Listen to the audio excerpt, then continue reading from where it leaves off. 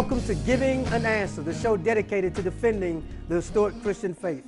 I am your host, H.C. Felder, and today the topic is UFOs, a Christian perspective. And to talk with me about this, I have Dr. Doug Potter. Let me tell you about Dr. Potter. He has a Bachelor's of Science from Ohio Northern University in Industrial Technology, a Master's of Art from Ball State University in Technology Education, Master of Arts in Apologetics from Southern Evangelical Seminary, Doctor of Ministry from Southern Evangelical Seminary, and he's also instructor of apologetics and director of the Doctor of Ministry program at Southern Evangelical Seminary. Welcome to the show, Dr. Doug Potter. It's great to be with you, Harold. Glad to have you here. What have I left out?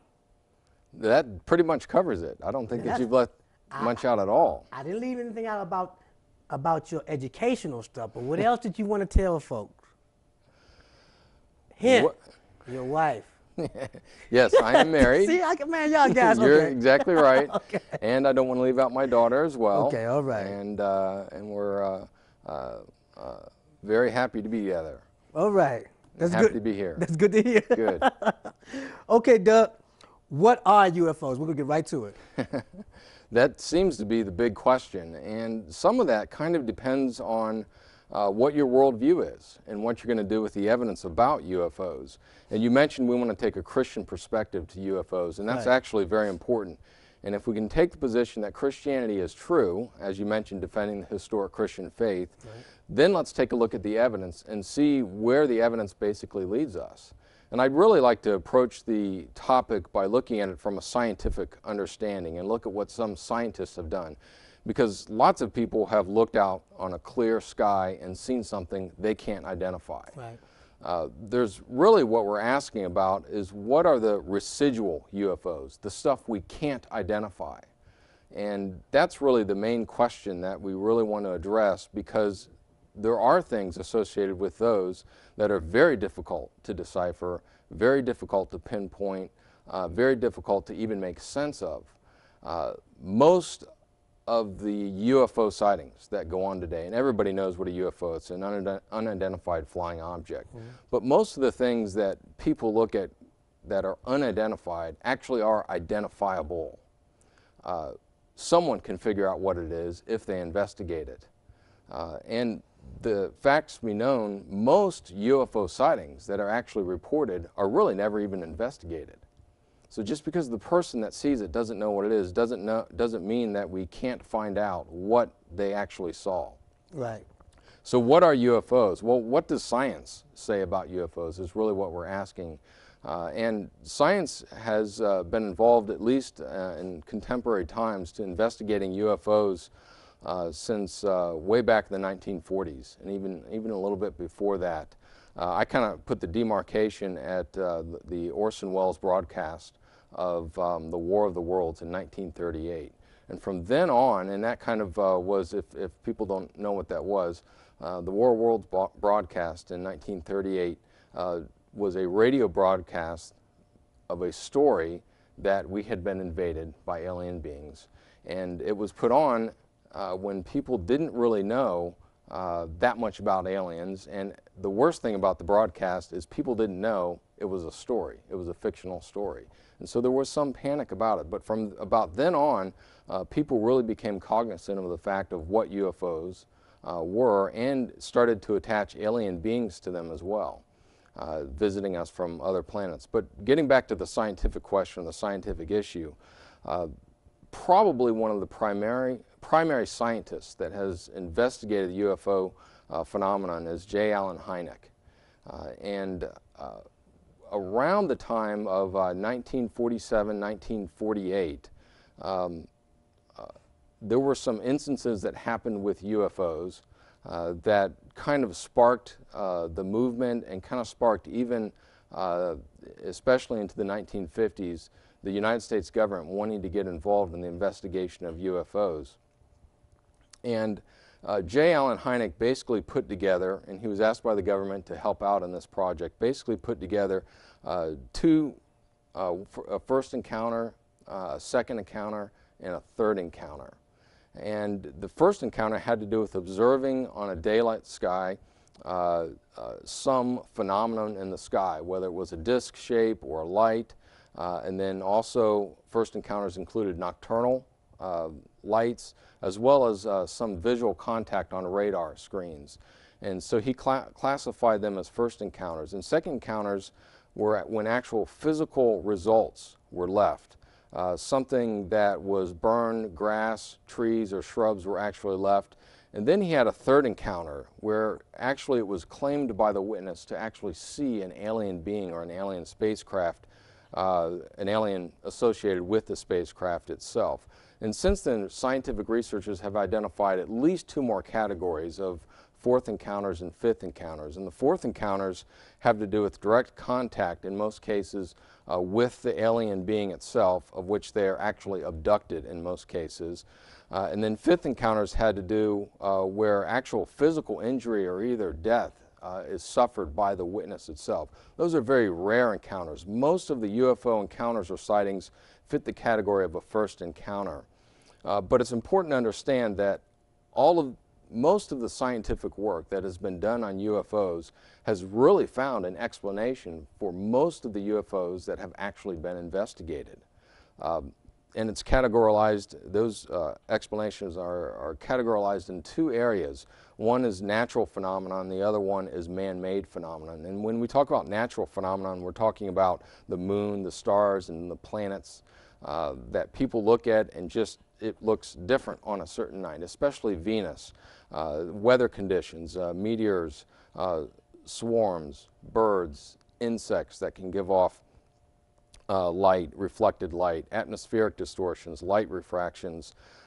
There's all kinds of lightning, all kinds of things that naturally occur that people just don't know about that can be mistaken for UFOs. Then the man-made phenomenon that exist has to do with hoaxes, pranks, frauds, things that are mistaken, that are satellites. Military aircraft is a big area, blimps, lasers, searchlights, and all types of things that just have a man-made source that can be used to identify it. And really what we find out when science investigates UFOs, we find out that about 10 to 5% is not explainable with either natural or man-made phenomenon. And that 10 to 5% that's left over has taken on the name of what's called a RUFO, or a residual UFO. And this is really the question that we're asking when we say, what are UFOs? What's the stuff that we can't actually explain? But I think it's important for our watchers to really understand that most of what goes on with UFOs that's actually investigated has an actual explanation. 90 to 95% actually has an explanation. Well, that's a long way to get to really there's 2 hypotheses that are put forward by UFO investigators. The one is the extraterrestrial hypothesis, and that's the one that probably people see in the media a lot. They see it represented on TV, in the movies, and UFO enthusiasts are crazy about the extraterrestrial hypothesis. And this is basically the view that an objective physical space entity, or what we might call an alien, is actually visiting Earth or making an interplanetary visitation, and they have the technical and the moral capacity to visit our planet, and whatever we think or whatever they say or whatever they are about, whether it's known or not, that's one explanation that's put forward, even by some scientists. Now, the second explanation is what's called an interdimensional hypothesis. And this is the view that there are not space aliens that are actually visiting Earth. This is the view that their origin is some realm beyond the space-time universe. It may be, depending on someone's worldview, paranormal, occultic, or from the Christian perspective, demonic. Okay. Yeah, that's where I think we're heading. So, well, before we get to there, we always hear these conspiracy theories. Roswell, the government is trying to cover up the existence of aliens because the world would panic and there would be chaos.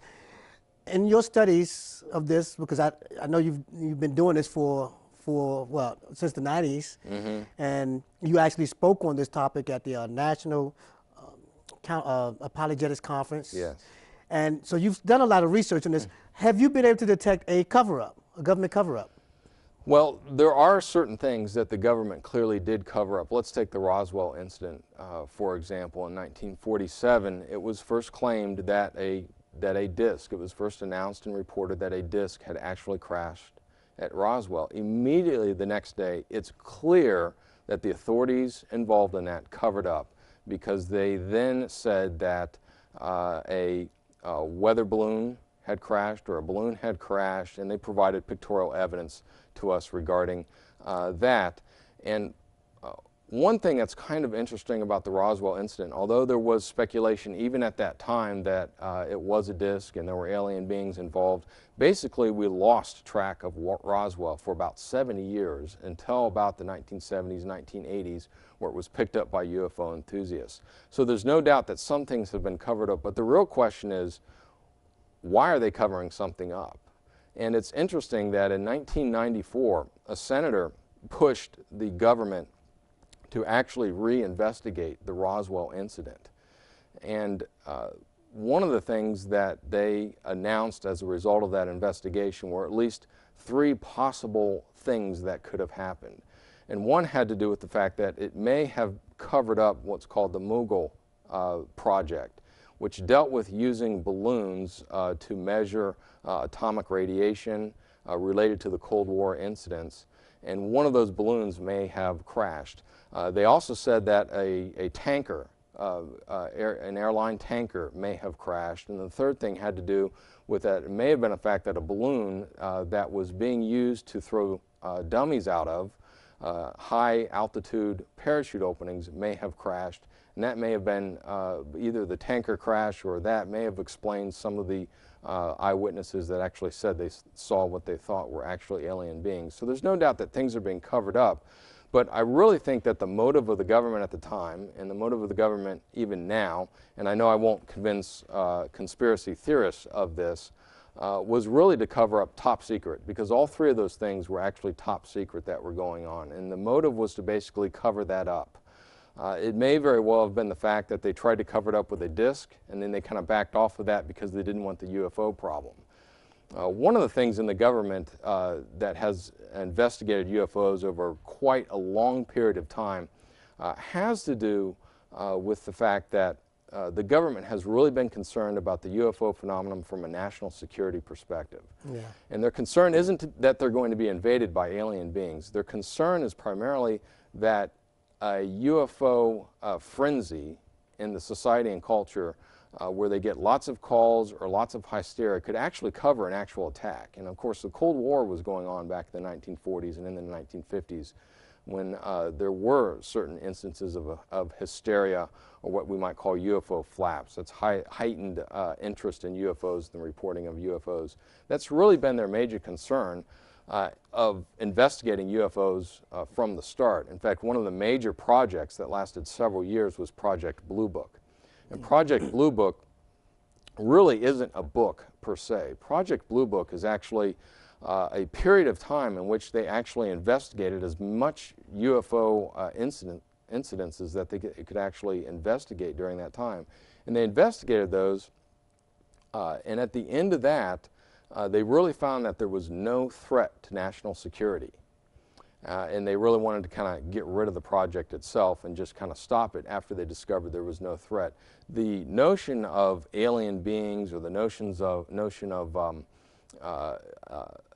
spaceship from other planetary systems or something like that really was not a major concern of the government at all. It was an interesting scientific question on the side that they might have discovered an answer to, and some involved in the project may have considered that an important thing, but they were primarily concerned with the threat to the United States, and once they found that there was no threat, they wanted to get rid of the project and stop it completely. You were talking before about an occult connection. You started talking about the occult. Talk a little bit about that. Sure. Is there an occult connection?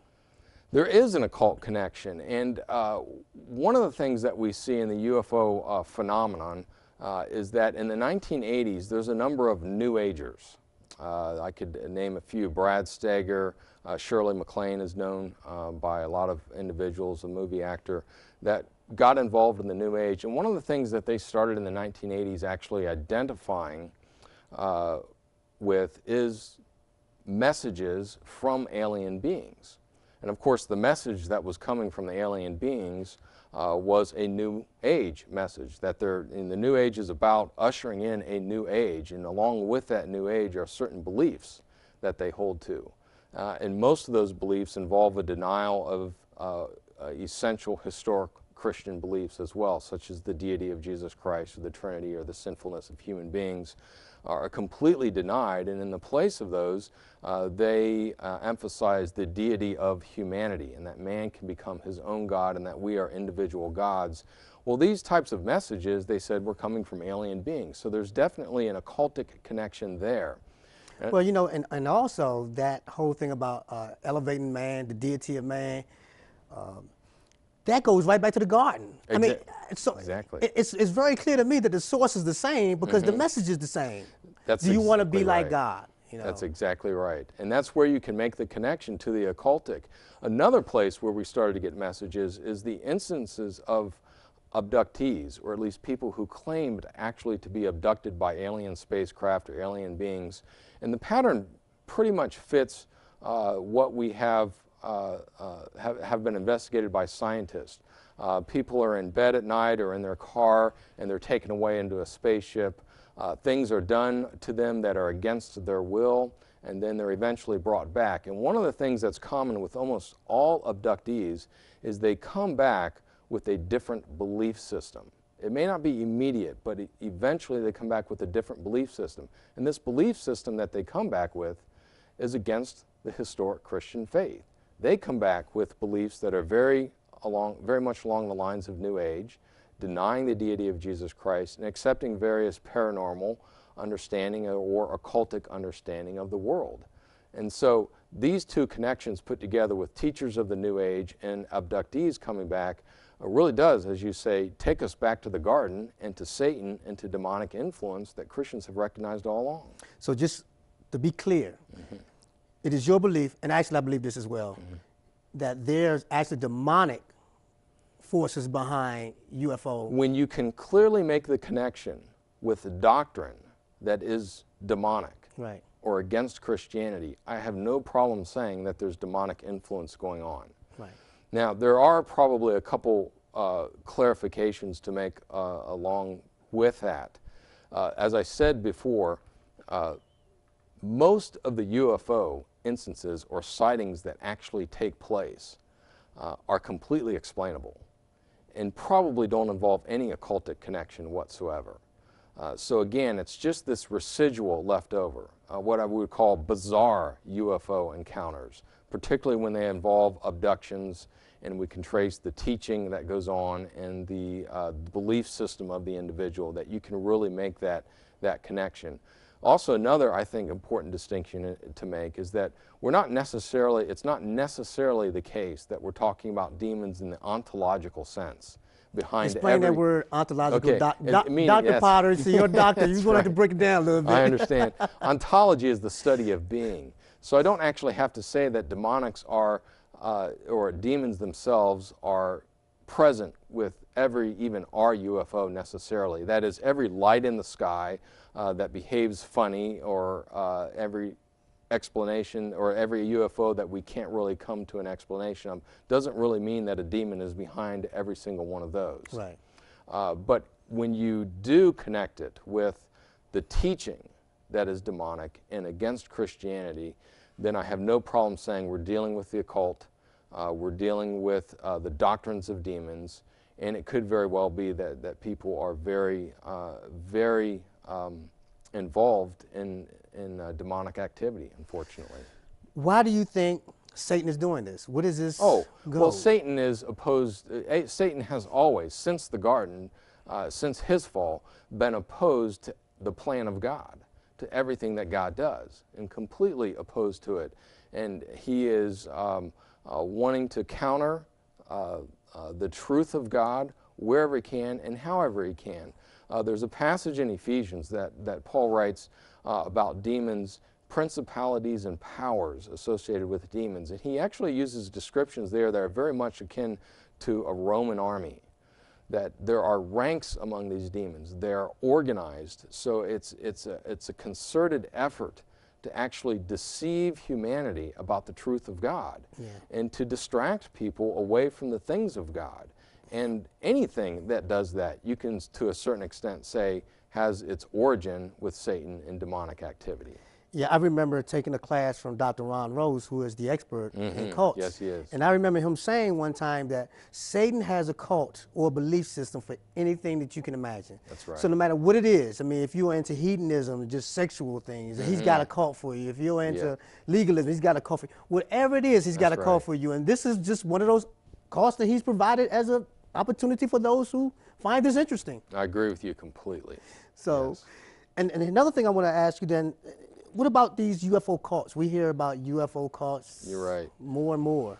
You're exactly right. There are a number of UFO cults. In fact, the number is growing quite a bit.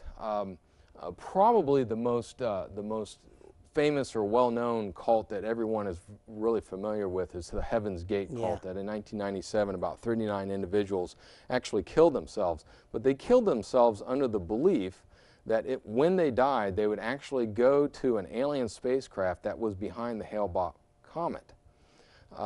In fact, I got a chance to go and look at that comet during that time period, and I think that one of the things that you look at with regards to their entire belief system, as well as other UFO cults, is they are directly opposed again to the historic Christian faith.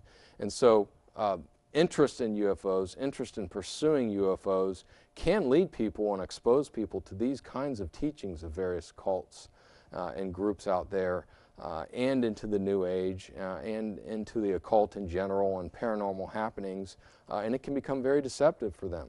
Yeah, I remember actually watching a show that came on this channel. It was a cult, the Unarius cult. I don't know if you've ever heard of them. But I used to watch it. It was, to me, it was just fascinating. It would come on every week.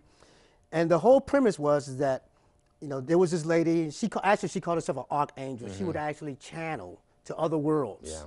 And these other beings would talk to her about how to make life on this planet better. Right. And so what was interesting is I was watching them, but they were like, you know, like 5 or 6 years old. And I was watching one episode, and they said that the Space Brothers, that's what they call them, the Space Brothers, who eventually were going to come to Earth and, you know, and just invite us into the Confederation, and life would be great. The Space Brothers were going to come and visit us in October of 2001. And when I was watching this, it was after October of 2001. So I said, oh my goodness, let me go to the website and see what did they use for an excuse as to why the Space Brothers didn't come. The excuse was 9/11, negative energies, Space Brothers couldn't come. So. How convenient. One of the things that might be interesting is the fact that this notion of alien beings actually being able to travel from other planetary systems really has a lot of strong scientific evidence against that possibility.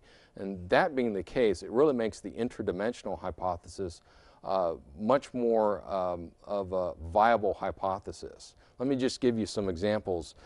Extraterrestrial space travel is very unlikely. One of the reasons has to do with the fact that the nearest star to Earth is about 25 trillion miles away, and traveling at half the velocity of light, which is not possible.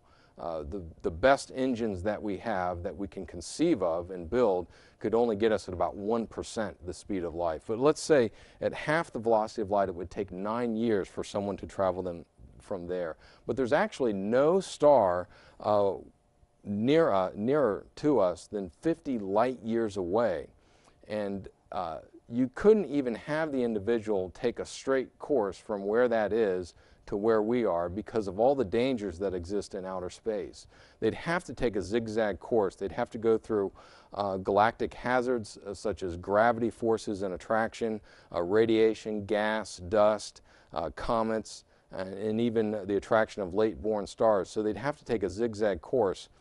And going even at 1% the speed of light, you're talking about 23,000 years if we could get from 230 light years to here, it's very unlikely that physical alien beings are able to make those travel through there. Now, one of the things that's brought up is the issue of wormholes, which are mostly theoretical and mathematical, but nonetheless, the theory basically states that, based on Einstein's relativity, that space can bend.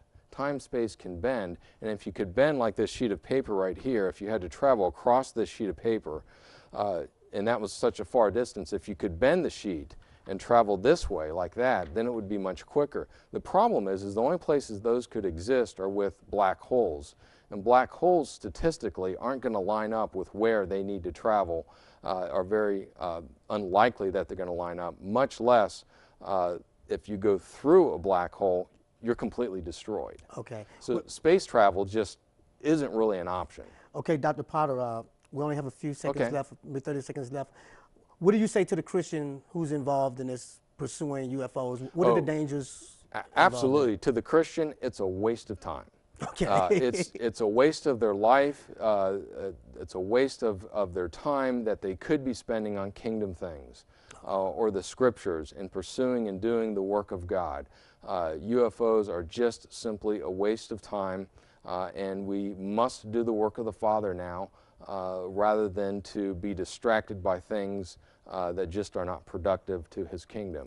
Okay, thank you for being on the show. Okay. Dr. Doug Potter talking with me about UFOs, a Christian perspective. And that will end this episode of Giving an Answer. Be sure to join me again next time. And until then, goodbye and God bless.